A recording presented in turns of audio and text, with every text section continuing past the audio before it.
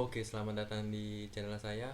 Untuk yang belum tahu, nama saya Erlangga Wijaya Kusuma dari kelas SHTI NIM 22929. Channel ini akan membahas seputar teknologi, informasi, dan komunikasi yang akan membuat kita semakin inspiratif dan juga produktif. Oke, tanpa berlama-lama lagi, kita mulai pembahasannya. Sebelum itu, intro dulu.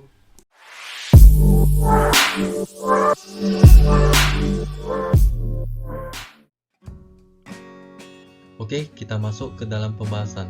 Kita akan membahas tentang apa itu ICT dan kenapa itu sangat penting bagi kita pelajari.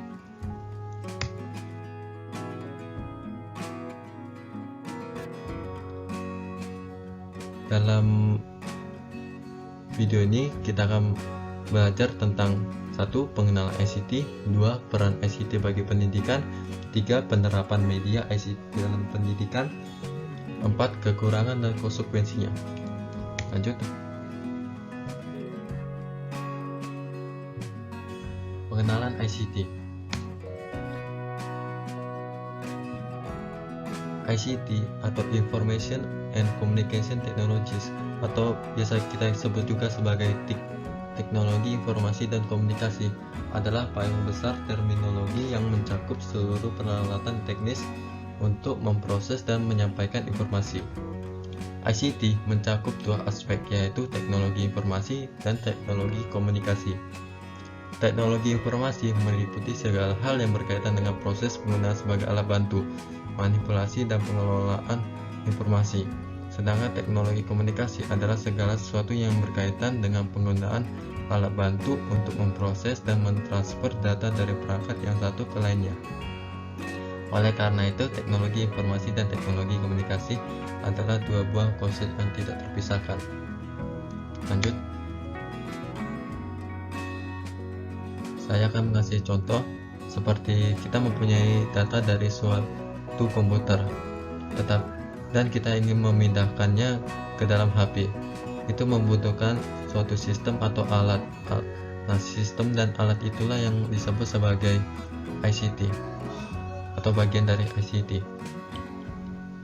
Contohnya ingin mengirim sebuah video atau gambar, bisa juga memakai alat seperti printer untuk memprint sebuah gambar,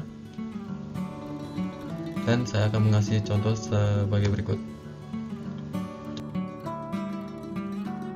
Kita ingin memindahkan atau menyimpan file di suatu storage yang lain. Contohnya seperti cloud server. Nah, cloud server ini akan bertugas sebagai simpanan data dan bisa juga dipakai untuk menggerakkan sebuah mesin dari jarak jauh. Itulah kenapa cloud server ini sangat penting untuk kita pelajari. Lanjut.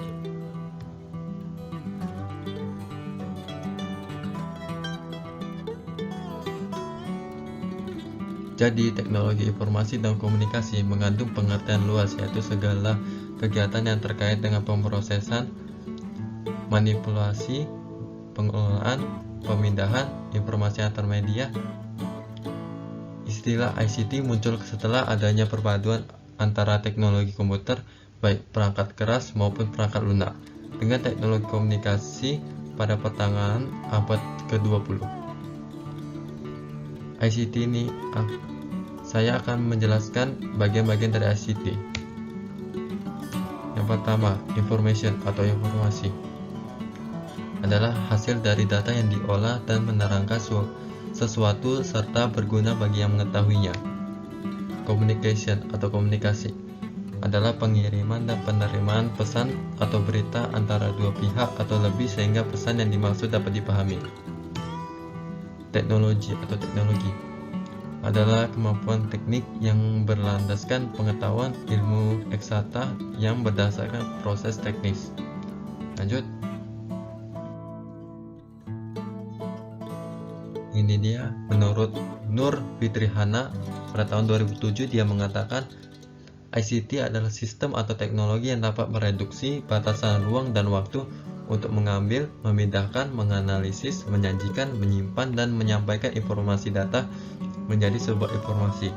Dan dalam konteks pembelajaran, ICT meliputi segala hal yang berkaitan dengan pemanfaatan komputer untuk mengolah informasi dan sebagai alat bantu pembelajaran serta sebagai sumber informasi bagi guru dan siswa. Lanjut.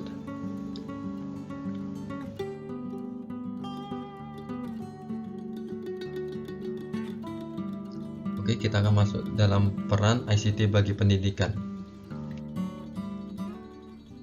Oke. ICT sebagai gudang ilmu pengetahuan.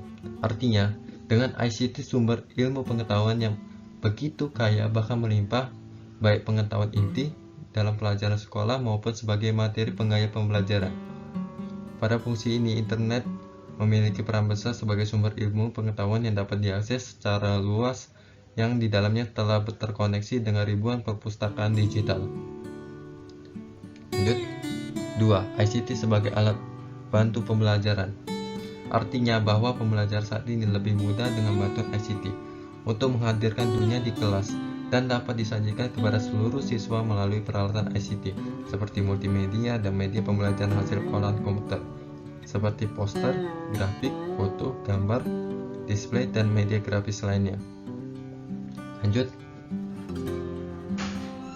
3. ICT sebagai fasilitas pendidikan.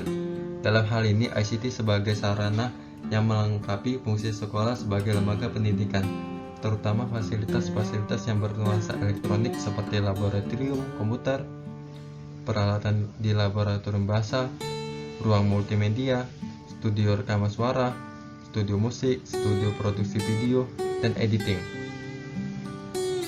Lanjut.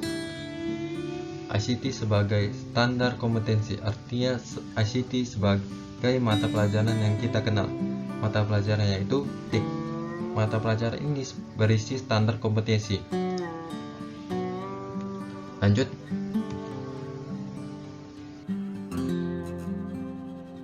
Oke, kita akan masuk dalam bab penerapan media ICT dalam pendidikan.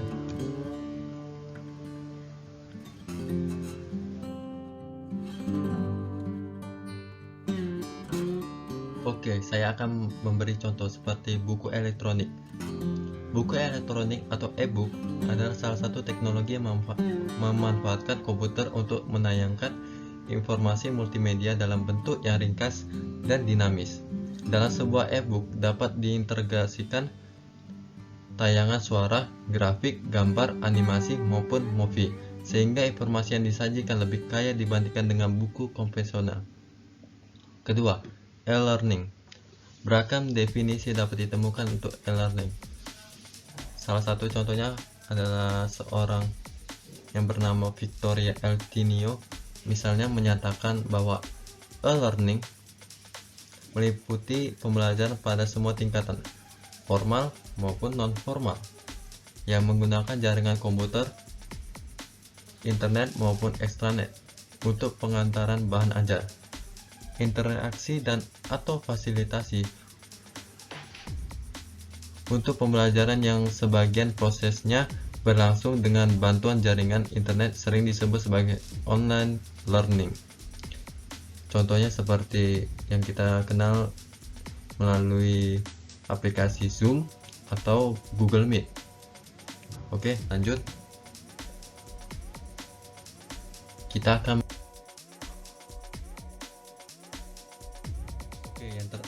yang terakhir, kita akan membahas tentang kekurangan dan konsekuensinya. 1. Individu menjadi malas untuk bersosialisasi secara fisik. 2. Meningkatnya penipuan dan juga kejahatan cyber. 3. Cyberbullying. 4. Fitnah dan juga pencemaran nama baik secara luas. Oke, kita akan lanjut lagi.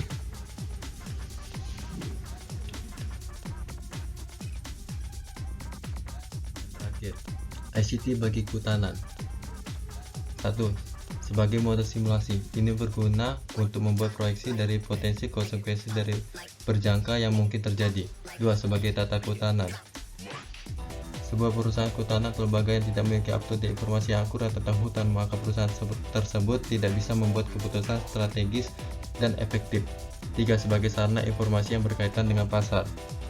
Perusahaan swasta dan instansi pemerintah mengandalkan pasar untuk mengatur tingkat permintaan dan harga untuk barang dan jasa. 4. Sebagai sarana informasi mengenai kebijakan dan sosial ekonomi. Organisasi kehutanan baik sektor swasta atau publik yang dalam mengolah usaha menyediakan barang dan jasa menyangkut dengan nilai-nilai masyarakat. Oke, lanjut. Sekian untuk pembahasan saya.